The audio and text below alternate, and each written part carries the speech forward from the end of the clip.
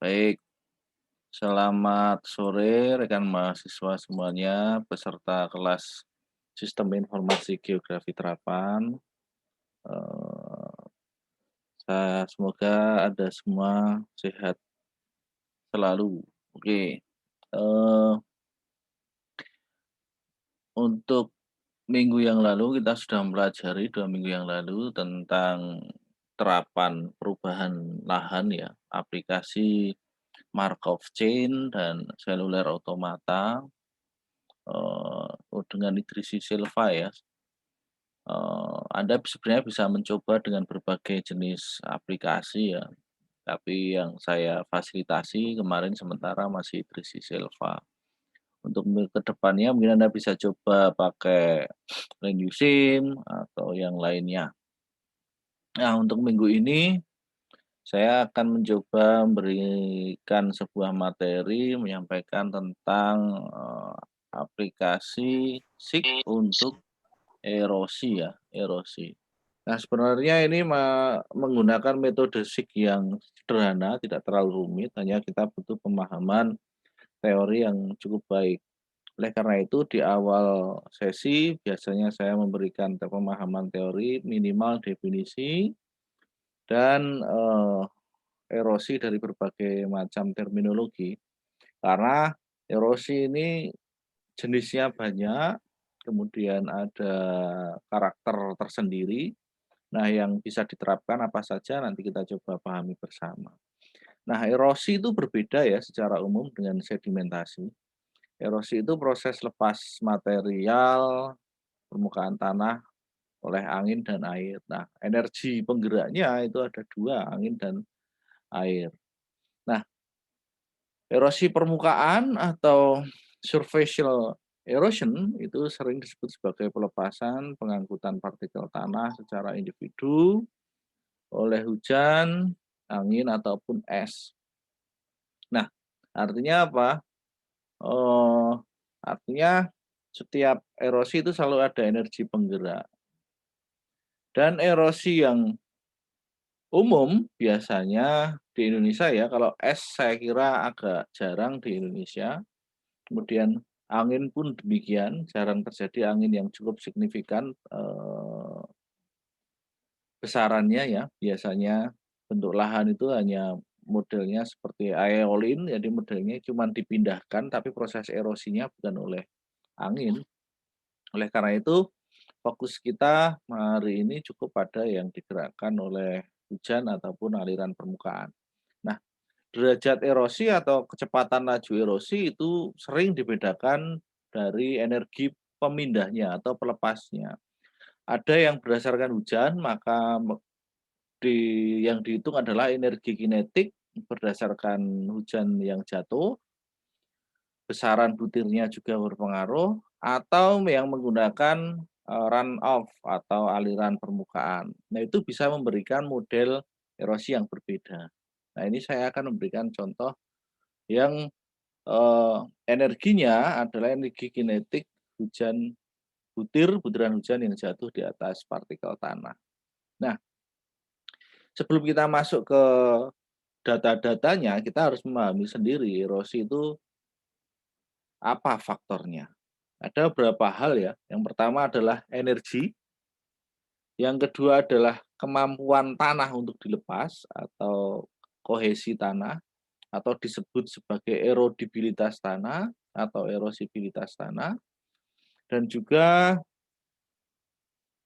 pengaruh land cover. Land cover itu tutupan. Jadi apa saja yang bisa menghambat aliran permukaan atau energi kinetik yang jatuh dari hujan langsung ke permukaan tanah. Itu kita gunakan sebagai variabel penghambat. Nah, menurut Linsley and Kohler ini ada 3 ya pengaruh dari erosi itu sendiri. 3 faktor utamanya yaitu erosivitas atau disebut sebagai energi yang diberikan oleh penyebab erosi, erodibilitas yang kemampuan tanah untuk ditahan, dan hambatannya yang bisa kita generalisasi dalam bentuk tutupan vegetasi atau tutupan lahan. Nah, Hampir sama ya, hampir semua kejadian fenomena geofisik itu umumnya terjadi oleh, faktor iklim, kondisi tanah atau batuan aslinya, kondisi tanah in situnya, kemudian topografi, di mana topografi itu sebenarnya sangat dipengaruhi oleh kondisi dari geologi, tanah, dan iklim juga. Jadi kalau topografi yang masih muda, itu biasanya agak berupa batuan sehingga pelapuannya sangat lambat, sehingga susah dierosi. Beda dengan geomorfologi yang sudah mengalami mature condition ya, atau tua, di mana dia lapuk dan mudah untuk dierosi. Nah, faktor-faktor ini sering digeneralisasi sebagai faktor-faktor penyebab, erosi. Nah, tanaman penutup dan gangguan tanah oleh manusia itu bisa mengakselerate atau bisa mendecelerate, bisa mempercepat atau menghambat. Contohnya kalau tanaman penutup yang bisa, mengakselerate itu misalnya, beberapa tanaman yang, mampu merusak permukaan tanah atau kohesi tanah itu bisa saja terjadi. Kalau gangguan tanah jelas ya, kalau kita melakukan bongkaran terhadap tanah, kita melakukan galian itu maka biasanya juga bisa menyebabkan percepatan erosi. Nah, eee, erosi sangat berbeda dengan longsor atau mass movement atau pergerakan massa batuan atau tanah ya. Sehingga, untuk terapan dalam SIK itu biasanya dibedakan. Misalnya kita melakukan, overlay atau melakukan, pemodelan menggunakan GIS, itu biasanya erosi dan longsor atau mass wasting atau mass movement itu dibedakan.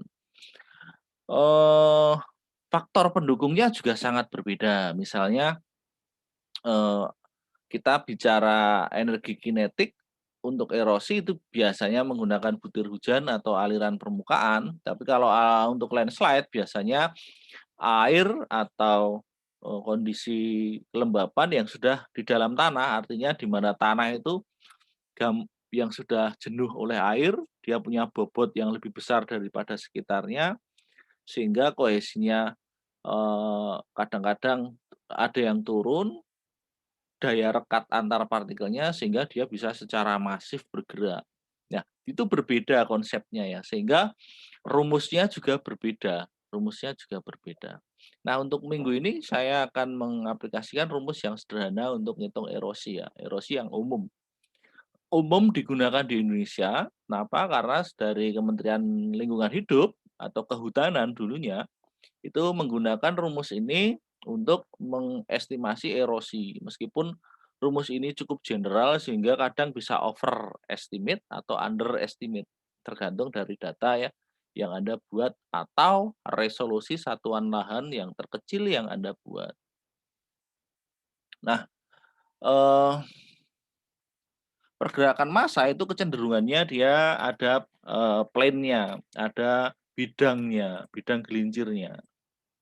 Tapi kalau erosi biasanya dia berada di permukaan saja sehingga tidak terlalu, terpengaruh dengan gaya gesek batuan itu sendiri. Nah, ini nggak akan saya bahas ya untuk, landslide atau longsor dan erosi, nanti Anda akan pelajari di kelas lain ya. Yang pasti saya ingin Anda tahu bedanya dulu agar tahu arah dari rumus yang akan kita pakai. Nah, eee, secara umum erosi itu ada, faktor yang pengaruh tadi ada 3 ya. Yang pertama adalah, eee, erodibilitas, erosivitas, dan hambatan. Nah, kalau kita kelompokkan menjadi sebuah neraca atau budget, sedimen budget, itu kita bisa lihat bahwa sebuah erosi itu bisa jadi sedimen, kemudian ketika dia mengeras bisa jadi erosi kembali, seperti itu. Nah, artinya apa? Artinya sebuah erosi dan sedimen saling mempengaruhi tapi tidak bisa diukur secara, bahwa erosi yang terjadi semuanya menjadi sedimen. Karena Erosi itu biasanya dia hanya terlepas, itu proses ya, proses erosi. Kemudian kalau dia sudah terbawa run off, terbawa sampai hilir, itu jadi sedimen. Nah, tidak semua erosi ke hilir oleh jadi sedimen. Jadi ada beberapa faktor yang menyebabkan erosi tertahan di channel atau tertahan di bidang, surface tanah. Contohnya misalnya ada saluran atau mungkin akar-akar pohon yang dia menahan erosi. Nah, maka erosi tidak bisa disamakan dengan sedimen. Makanya erosi sering disebut sebagai potensi erosi. Nah, sedangkan sedimen yang sudah terukur di bawah jadi menjadi actual erosion. Nah, makanya di dalam studi erosi itu ada potensi erosi dan aktual erosion. Gap keduanya itu menjadi sedimen rasio atau sering disebut sebagai SDR atau sedimen delivery ratio. Kemampuan sebuah daerah aliran sungai mampu menahan sedimen. Makanya disebut sebagai SDR, sedimen delivery ratio. Semakin bagus sebuah das, dia semakin gap antara erosi yang terbentuk dan sedimennya semakin besar, tapi semakin kecil. Kalau, sedimen delivery rasionya tinggi, itu berarti hampir semua erosi jadi sedimen. Nah, itu biasanya dasnya jelek. Nah, itu salah satu kriteria di dalam, peraturan Menteri Lingkungan Hidup ya, untuk menilai sebuah das. Nanti kalau Anda masuk kelas konservasi, biasanya ada hal-hal tersebut. Oke, saya skip saja langsung ke arah, erosi. Nah, kalau Anda dulu ikut kelas meteorologi klimatologi tentu ingat ya ada beberapa, nomograf di mana saya menyajikan bahwa ada beberapa butir hujan dengan berbagai karakteristik, dia menimbulkan energi yang berbeda dengan energi kinetik yang berbeda berdasarkan kecepatan jatuhnya di atas permukaan tanah. Nah, ini yang dimaksud sebagai, erosivitas hujan. Jadi, erosivitas hujan atau kemampuan hujan untuk melepaskan partikel tanah secara gravitatif. Jadi jatuh dari angkasa dengan kecepatan tinggi, kemudian karena ukuran butirnya besar-besar maka dia bisa menghajar, permukaan tanah dengan butiran tertentu dan terangkut terlepas. Nah, kemudian terbawa run off, dia bisa tererosi.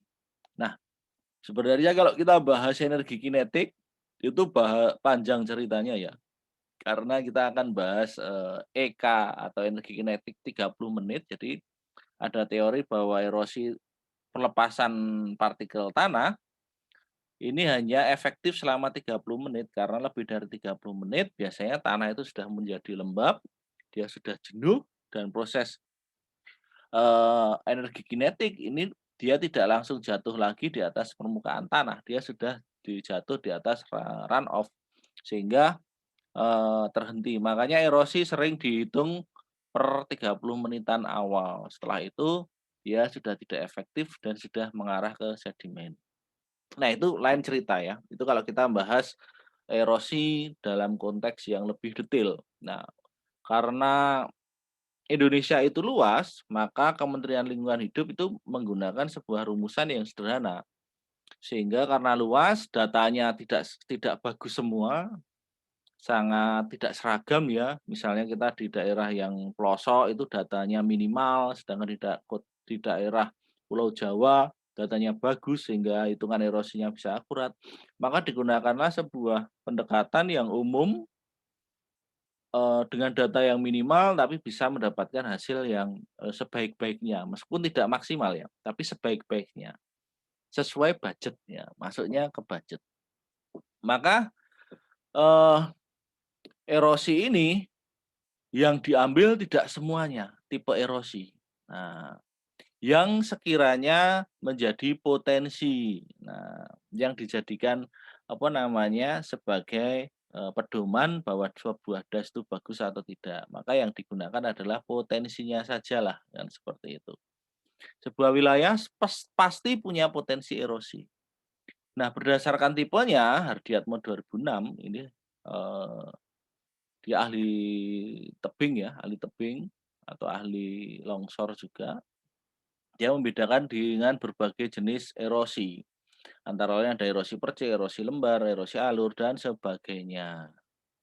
Nah, karena Indonesia itu, cukup luas dan variasi datanya sangat minim, maksudnya variasi itu maksudnya ketersediaan, maka dipilihlah salah satu erosi yang mudah dihitung. Salah satunya adalah erosi lembaran. Erosi lembaran. Ini bisa dihitung tapi ya kita butuh data survei banyak, ini juga, dan seterusnya.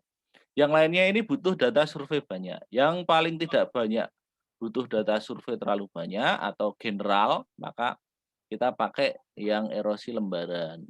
General ya, jadi sejak awal ini saya tekankan, rumus yang saya sampaikan ini adalah rumus yang general. Sehingga kalau ada hitungan yang overestimate, underestimate itu wajar karena sejak dari sononya rumus ini digunakan oleh, ke Kementerian Sipilnya Amerika hanya untuk menghitung potensinya. Nah, sekali lagi untuk menghitung potensinya. Nah, erosi lembar ini sangat cocok dengan GIS. Kenapa?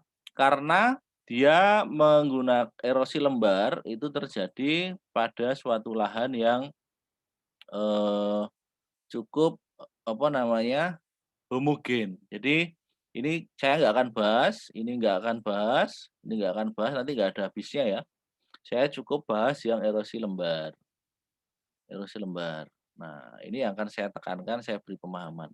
Nah, erosi lembar itu sebuah atau tipe erosi yang terjadi pada sebuah medan yang homogen.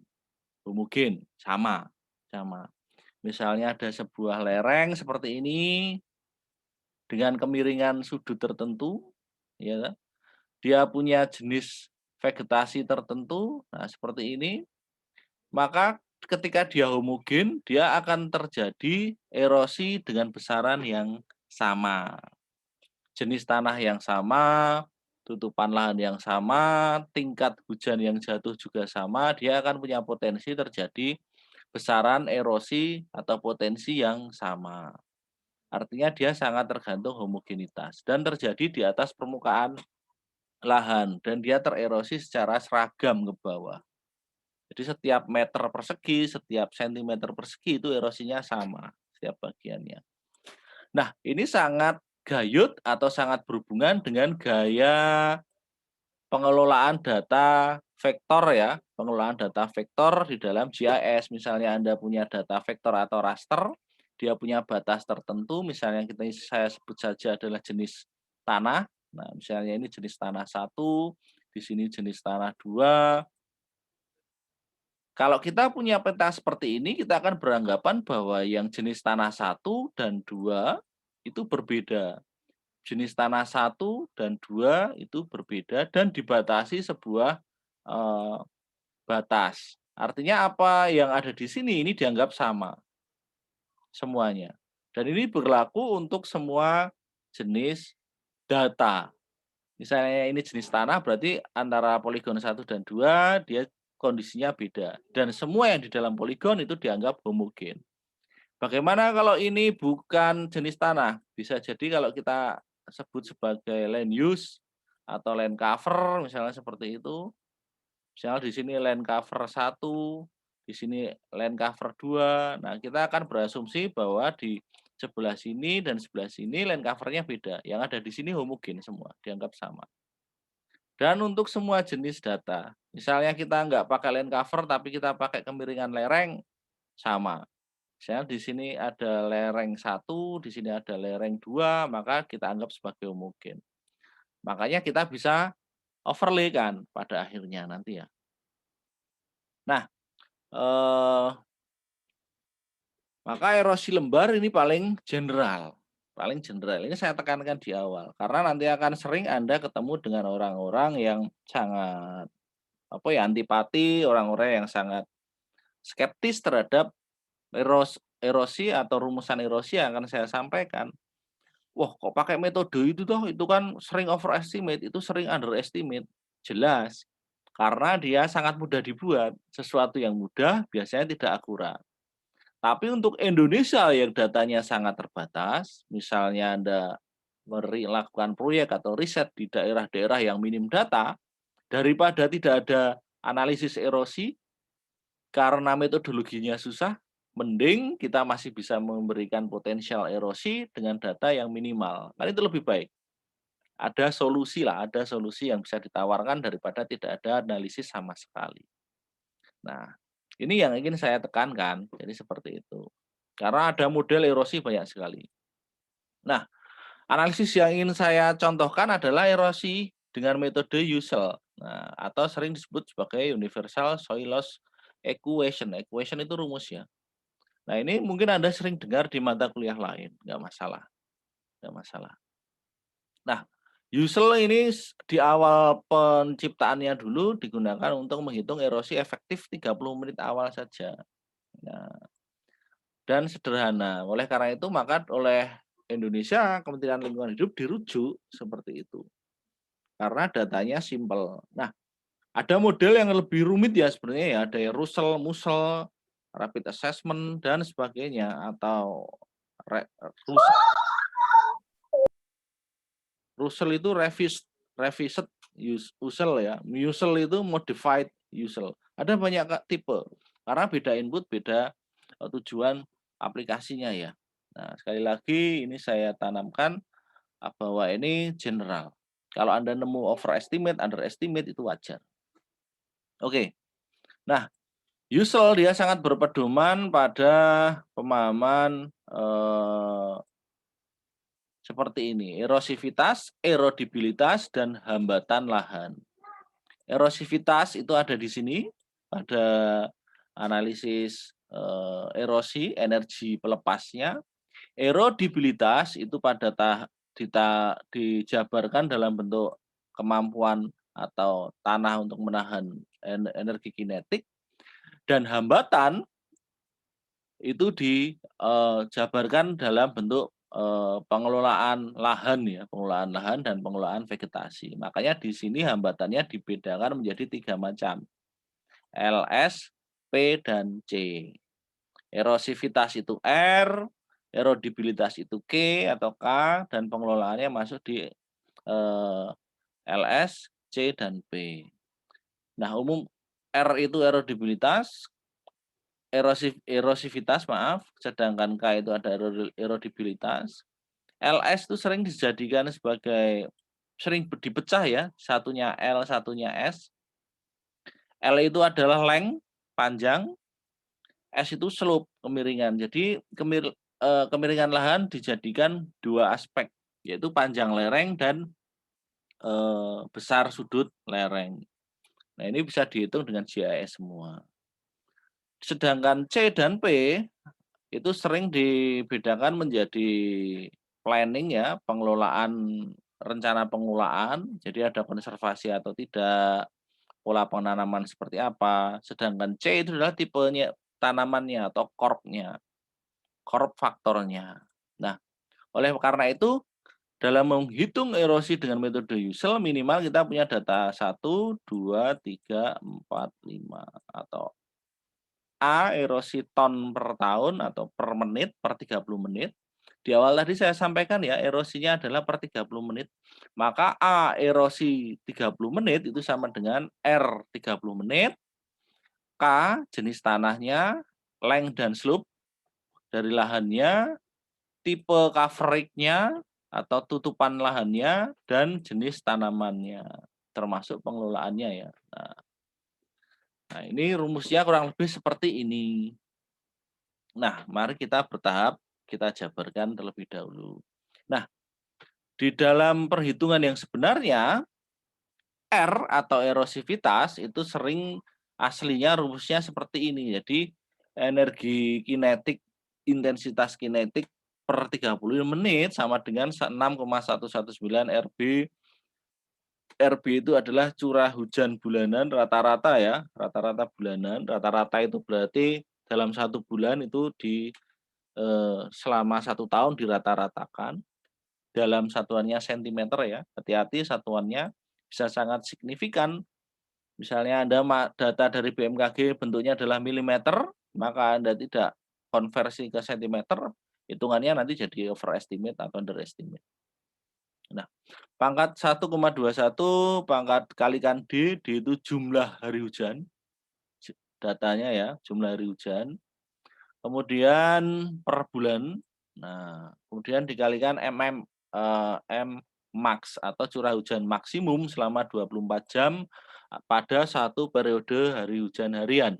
Jadi dicari data hujan maksimum selama 24 jam yang paling besar yang mana. Jadi dalam 1 tahun dicari hujan dalam 1 hari terbesar pada hari apa, itu adalah M max-nya. Nah, maka akan ketahuan erosi 30 menitnya dalam satuan ton. Misalnya seperti itu ya.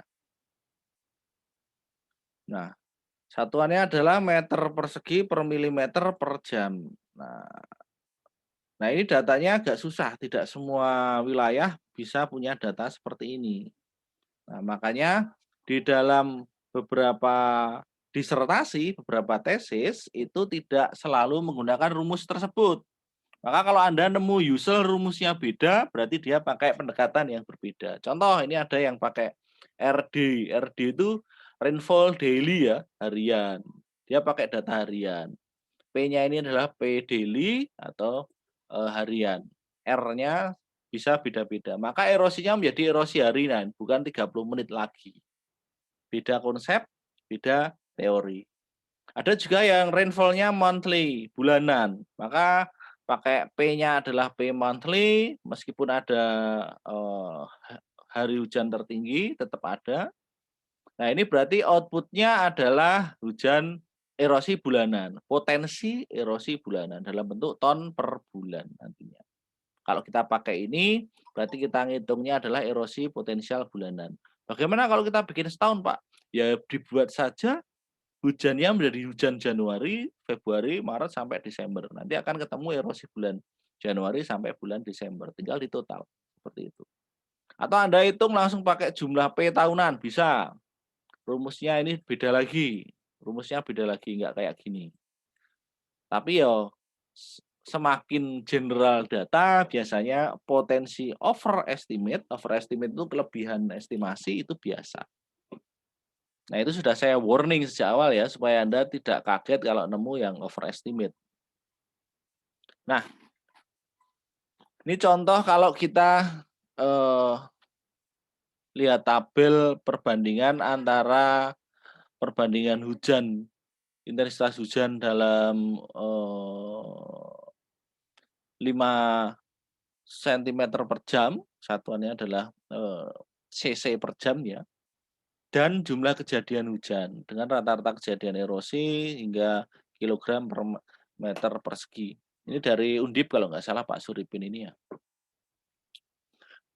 Nah, Morgan dia membuatnya seperti ini. Bagaimana risetnya Morgan? Nah, dia membuat sebuah simulasi lereng dengan berbagai karakteristik. Misalnya ada hujan diguyur dengan semprotan, di sini tanah dengan keseragaman tertentu, jenis tertentu, kemudian diguyur air, kemudian di sini ditampung seperti itu ya, dihitung berapa sedimen yang jatuh di sini. Nah, itulah erosi yang terjadi. Nah, itu untuk satu jenis karakteristik intensitas hujan. Kemudian dibesarkan hujannya berapa erosi yang terjadi. Nah, maka bisa dibuat grafik seperti ini. Nah, itu yang erosivitas ya. Jadi kalau Anda bisa menggunakan berbagai macam rumus. Kalau Anda baca berbagai jenis jurnal, R-nya ngitung erosivitasnya ada macam-macam. Ada harian, bulanan, tahunan, dan ada yang pakai run off. Kalau run off itu berarti sudah tidak pakai hujan ya, pakainya debit. Nah, itu salah satu yang sering disebut sebagai musel, modified usual. Nah, setelah kita tahu energi erosivitasnya, kita bisa ngitung erodibilitas lahannya. Nah, erodibilitas lahannya. Nah, sebelum kita masuk, kita bisa cek di GIS ya. Saya buka GIS-nya, contoh peta erosivitas. Jenis hujan kumulatif tahunan. Ini contoh, semoga Anda bisa lihat GIS saya ya. Kalau nggak bisa Anda langsung warning saya. Nah ini contoh bagaimana sebuah data hujan dikelolakan. Nah ini contoh di Berau ya. Di Berau jumlah stasiun hujannya itu sangat sedikit. Ya cuman ada 2 kalau nggak salah ya, terakhir tahun 2015-2016 itu cuman ada 2. Kalau nggak salah cuman ada di sini dan di sini. Bentar, kok lemot ini? Hanya ada 2. Jadi sangat terbatas. Nggak, padahal kalau Anda mau bikin isohyet atau polygon Thiessen untuk hujan kawasan yang di situ, untuk mewakili seluruh kawasan, itu minimal kita butuh 3 stasiun. Makanya di sini saya melakukan kombinasi dengan data, kalau nggak salah dulu saya pakai data ECMWF ya, data citra satelit sehingga bisa ketahuan kumulatif hujan tahunan, seperti itu. Nah ini dibuat isohyet. Kenapa kalau dibuat isohyet? Nah, Anda ingat kemarin waktu di awal dari Sikterapan, waktu kita ngitung banjir ya, saya sampaikan, kalau Anda lihat YouTube-nya, bahwa sebuah kawasan itu data hujan sangat terbatas ya, cuman dalam bentuk poin, bagaimana merubah dalam bentuk area atau average areanya. Nah, itu kita bisa pakai metode isohyet. Nah, kalau untuk homogenitas, maka kita nggak perlu hitung satu angka kayak yang dihitung banjir ya. Kalau hitung banjir kan kita nyari nilai hujan yang jatuh untuk wilayah bagian hilir. Maka pada bagian hilir, maka dia dihitung semuanya per satuan terkecilnya. Nah, kalau kita mau menghitung erosi, maka kita isohyetkan saja. Berarti satu wilayah karena kita menggunakan erosinya erosi lembar, seperti yang saya sampaikan tadi, kita anggap suatu wilayah homogen, maka suatu wilayah yang homogen adalah yang punya nilai curah hujan kita anggap sama. Nah, makanya ini dianggap sama. Ini sama, maka dikelaskan seperti ini. Nah, ini adalah variabel R-nya dalam bentuk vektor ya. Saya kira ini cukup mudah, Anda bisa interpolasi sendiri ya. Oke, kita kembali ke erodibilitas tanah atau K. Nah, erodibilitas tanah itu sebenarnya sering disebut sebagai indeks kemampuan lahan atau tanah untuk menahan energi kinetik. Biasanya tergantung dari kemampuan kohesi butir setiap jenis tanah yang biasanya dikelompokkan berdasarkan tekstur tanah atau jenis tanahnya. Maka kalau Anda melihat berbagai artikel tentang dalam menggunakan erodibilitas tanah itu beda-beda. Ada yang menggunakan jenis tanah langsung, kemudian K-nya berapa, jenis tanah latosol, erodibilitasnya sekian, jenis tanah litosol, erodibilitasnya sekian, jenis tanah grumusol, erodibilitasnya sekian. Tapi ada juga yang menggunakan tekstur sebagai penentu erodibilitas tanah. Jadi semakin rumit, semakin sulit, biasanya semakin akurat, seperti itu ya. Semakin akurat. Nah, yang paling general itu berdasarkan jenis tanah. Kalau jenis tanah tertentu erodibilitasnya sekian, itu paling general. Kalau yang agak detail bisa menggunakan tekstur. Nah, tekstur ini kita pakai nomograf ya, pakai nomograf. Jadi Anda survei, Anda bikin peta bentuk lahan dulu, misalnya Anda punya sebuah wilayah seperti ini bentuk dasnya ya. Saya gambar dengan sembarang saja, ini bentuk dasnya, ini sungainya ya. Kemudian saya tambahkan Anda melakukan interpretasi bentuk lahan misalnya seperti ini. Ini hanya general ya bentuk lahan saya ya, maka jangan dianggap benar. Nah, oh ini adalah dataran aluvial, ini dataran aluvial, ini adalah dataran banjir, misalnya seperti itu. Saya hanya nyebut sembarangan ya. Ini adalah dataran aluvial pesisir, misalnya seperti itu. Anda ambil tekstur tanah di setiap ini. Tekstur tanah, kemudian Anda cek di sini. Di sini kan ada persen pasir, persen debu, dan sebagainya ya. Kalau Anda ingat kelasnya Pak Ananto yang berisi tentang menghitung tekstur tanah. Nah, Di sini Anda bisa tarik garis, persen pasirnya berapa, persen debunya berapa, maka akan ketahuan nilai K-nya ada di mana, yang berpotongan. Oh, ini nilai K-nya ada di sini.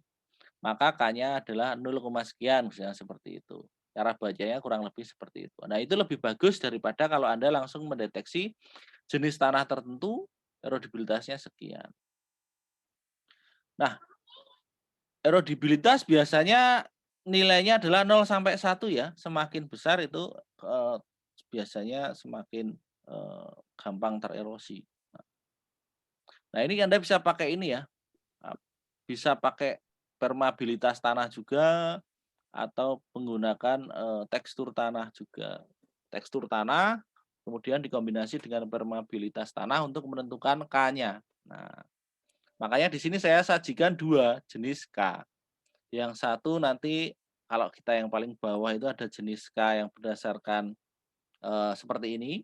Nah, seperti ini contoh jenis tanah tertentu, ini beda penyebutan ya. Anda harusnya sudah tahu kenapa jenis tanah ini disebut latosol, yang di sini disebut sebagai tropohemids. Kenapa kok penyebutannya beda? Karena beda klasifikasi ya. Yang satu klasifikasinya FAO atau agrikultur, yang satu klasifikasinya pakai USDA. Ibaratnya Anda nyebutnya yang satu pakai satuan meter, kilometer, atau metrik, yang satu pakai satuan dari Eropa. Meter satunya menjadi feet. Nah, seperti itu ya. Kalau di Indonesia jadi kilogram, kalau di Eropa jadi pound, seperti itu. Nah, itu hanya penyebutan, beda penyebutan. Tapi pada prinsipnya sama. Nah, ini contoh yang model generalisasi ya. Ini sudah di Pak Suripin dan kementerian menerbitkan yang ini. Bahwa latosol kemerahan itu erodibilitasnya sekian dan seterusnya. Ini cukup general yang ini. Ini cukup general. Yang ini yang USDA ya, jadi ada yang Hapludaf, Hidraquen, Sulfihemis, dan seterusnya. Nah, bedanya cuma di penyebutannya. K-nya tetap sama, kurang lebih. Nah, ini cukup yang general seperti ini. Tapi kalau Anda mau pakai yang agak rumit, Anda survei, pakai nomograf, bisa pakai yang ini. Nah, ini contoh faktor variabel K yang dibuat berdasarkan jenis tanahnya. Nah, yang general. Nah, ini saya ambil datanya dari klasifikasi sistem lahan miliknya BIG. Di situ ada jenis tanah juga. Dengan skalanya agak besar ya, agak kecil ya, 1/150.000. Jadi jenis tanahnya agak general juga. Tapi kenapa kok saya pakai data tanah tersebut untuk das yang seluas ini? Karena data hujannya minim yang ini. Sehingga masih oke lah, masih oke. Di sini general hujannya, maka jenis tanah saya juga general, nggak apa-apa. Tapi kalau Anda risetnya pada level kecamatan, pada level desa, atau lebih kecil lagi, maka Anda harus pakai data hujan yang detail, Anda pakai jenis tanah yang detail juga. Contoh ya, misalnya kita melakukan riset untuk wilayah satu kecamatan itu sangat sempit, misalnya sekian. Nah, Anda bisa lihat di sini cuma ada 3 poligon saja. Berapa jenis hujan, tipe hujannya? Di sini cuma ada dua tipe hujan. Bayangkan Anda melakukan overlay data yang seperti ini. Nggak usah di overlay aja, Anda bisa menghasilkan analisis langsung karena poligonnya cuma sedikit ya, representatif. Nah, karena ini data satu das besar, maka saya pakai data yang general, pakai metode usual yang general pula. Ini kalau nggak salah luasannya 20.000 kilometer. Oke. Nah, kita sudah menyelesaikan yang variabel erosivitas dan erodibilitas. Sekarang kita masuk ke faktor penghambatnya, yaitu LS dan CP.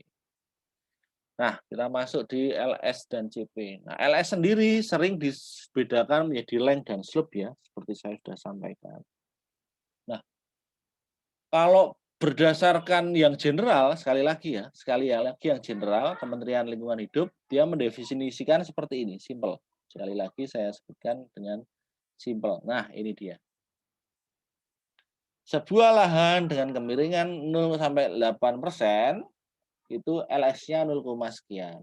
Jadi kita tinggal melakukan pekerjaan tabulasi di atribut, selesai seperti itu.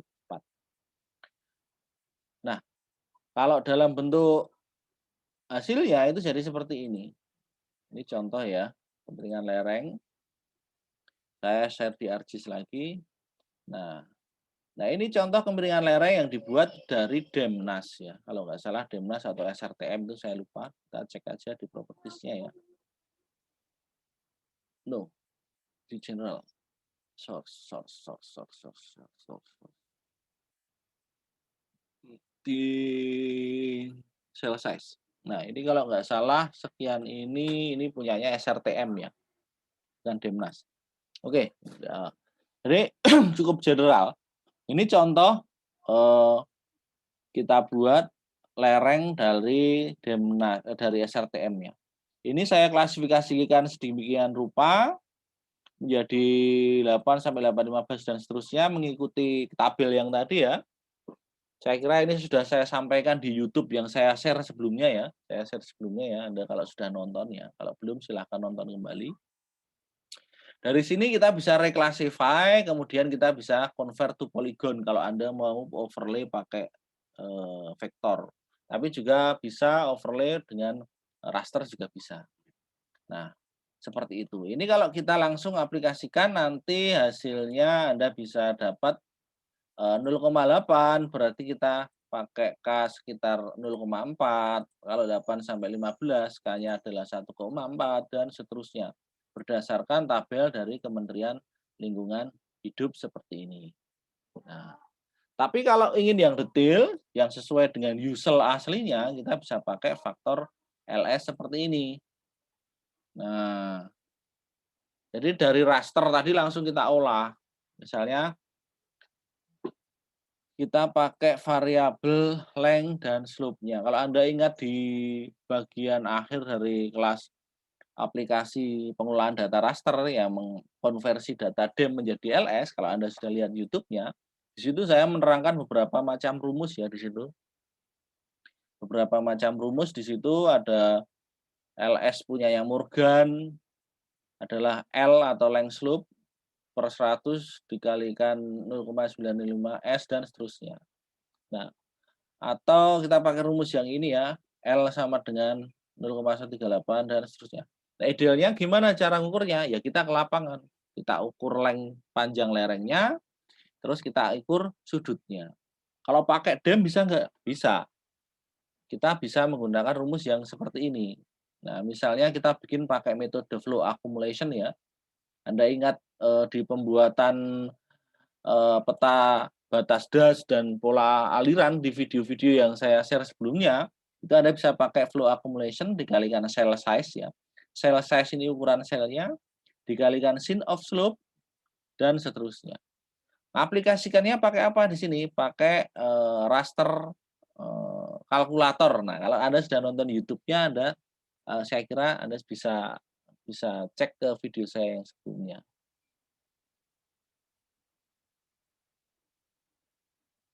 Oke. Selanjutnya untuk LS kurang lebih seperti itu ya. Kalau untuk CP, saya masukkan yang general saja ya, langsung ke yang general saja. Kalau CP berdasarkan Kementerian Lingkungan Hidup itu membedakan kalau yang Suripin itu pakai yang ini, pakai yang ini. Kurang jelas ya, saya besarkan. Misalnya ada bentuk penutup lahan hutan itu nilai CP-nya antara 0,01 sampai 0,5. Kalau dia tanpa tumbuhan bawah seperti semak atau rumput, berarti 0,5. Kalau dia ada rumput, maka di 0,01. Maka kalau land use Anda klasifikasinya cukup bagus, maka Anda bisa pakai langsung ini. Pakai langsung ini. Karena tahu jenis tanamannya, misalnya di sini ada pertanian, umbi-umbian, biji-bijian, kacang-kacangan, atau kebun, dan seterusnya. Tapi ada juga yang agak general ya, agak general, Anda bisa pakai yang lainnya.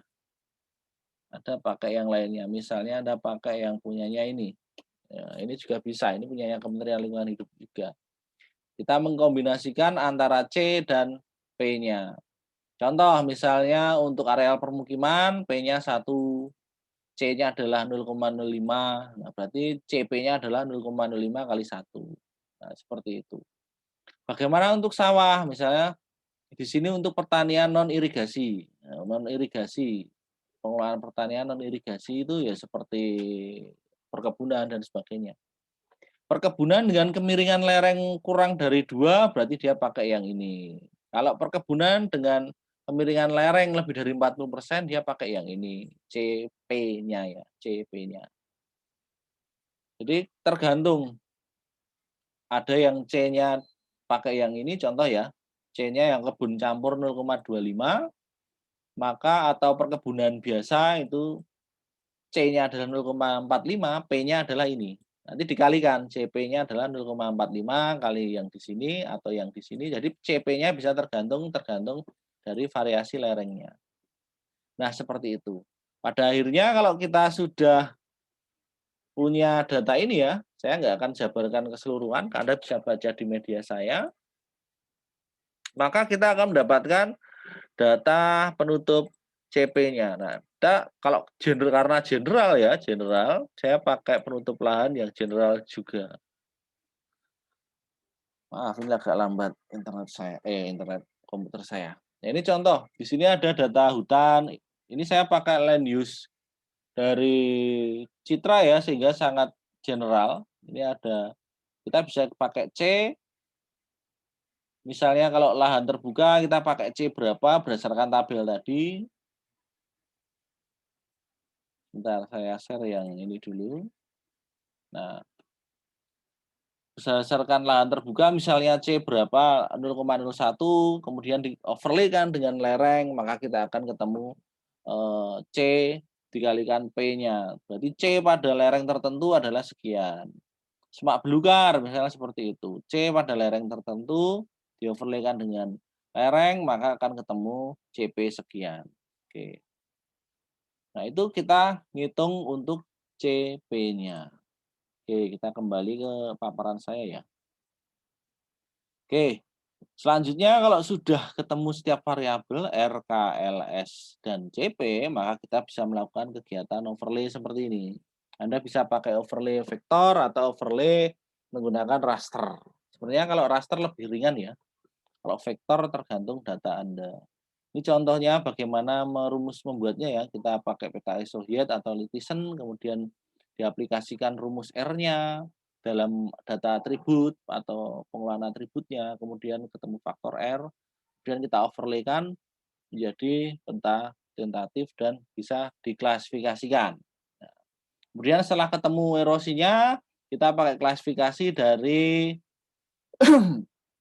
Kementerian Lingkungan Hidup misalnya seperti ini.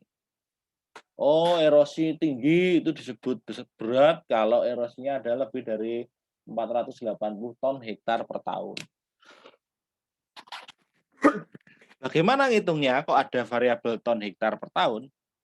Nah, usual itu adalah tergantung inputnya.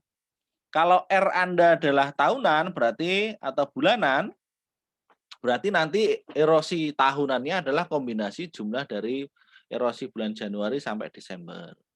Kalau Anda pakai datanya hujan itu tahunan, maka erosinya sudah menjadi erosi tahunan, ton per tahun. Kalau Anda pakai erosi harian, maka Anda yang ngitungnya harus dikalikan jumlah hari hujan dan seterusnya ya. Maka menjadi erosi harian dikalikan jumlah hari hujan untuk 1 tahunnya. Nah, nah, terus hektarnya gimana, Pak? Kalau nggak dikalikan hektar berarti kan ton per tahun atau ton per bulannya. Itu adalah potensi erosinya. Tapi kalau untuk bahayanya, bahaya erosi di sini ya, bahaya erosi, dibedakan jadi 5 kelas, itu dihitung persatuan luasnya hektar. Berarti setiap wilayah itu dibagi luasannya. Misalnya ada luasan erosi dengan besaran erosi 100 ton per tahun, tapi ternyata luasannya itu besar, 50 hektar, maka dia bisa jadi nggak masuk di kelas yang sedang ini, bisa jadi masuk di ringan, karena luasnya besar.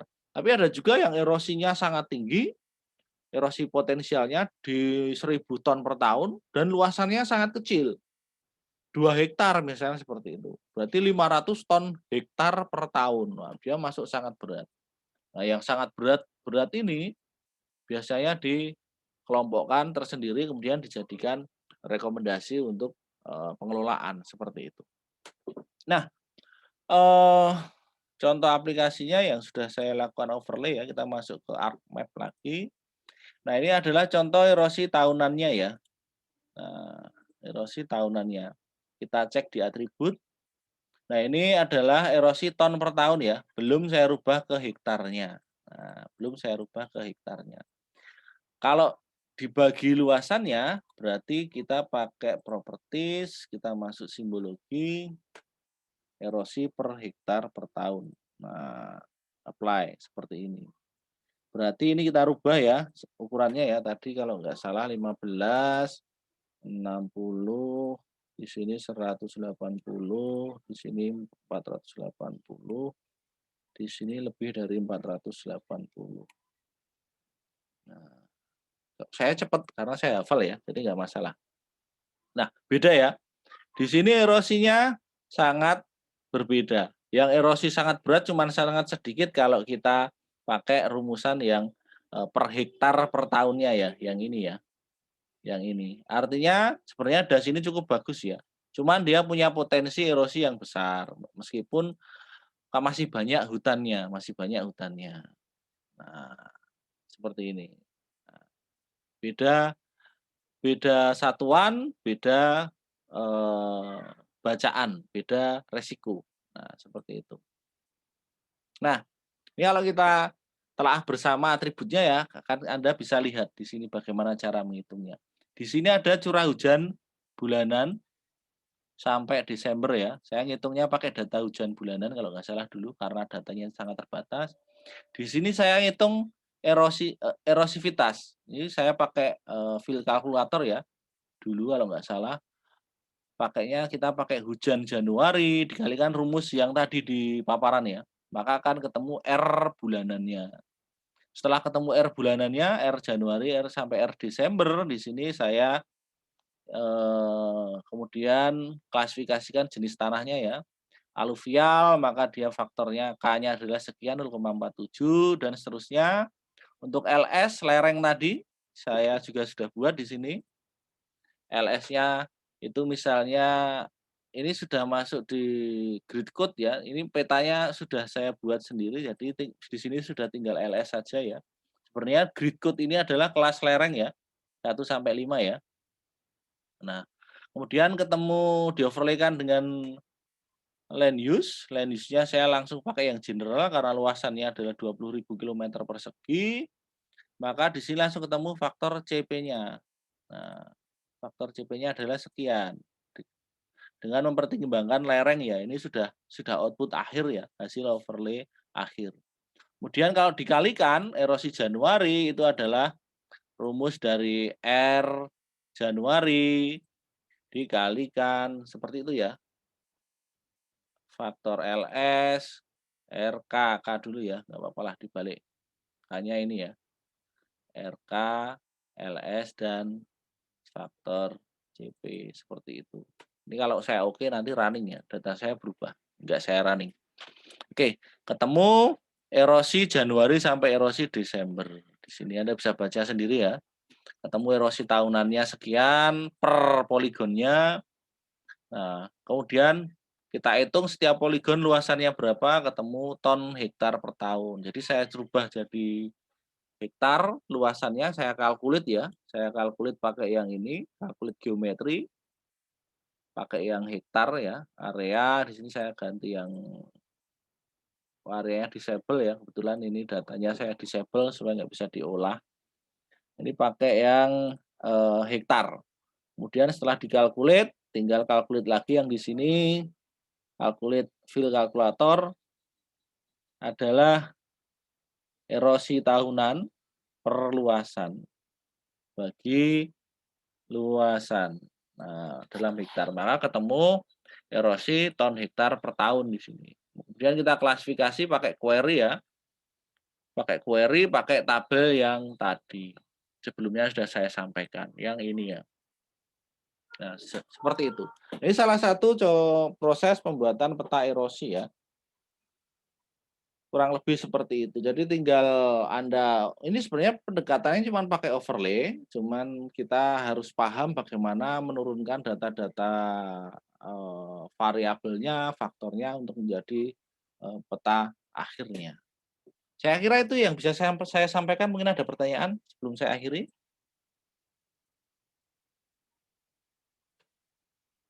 Saya kira cukup jelas ya, saya kira cukup jelas, eee, saya stop recording dulu ya.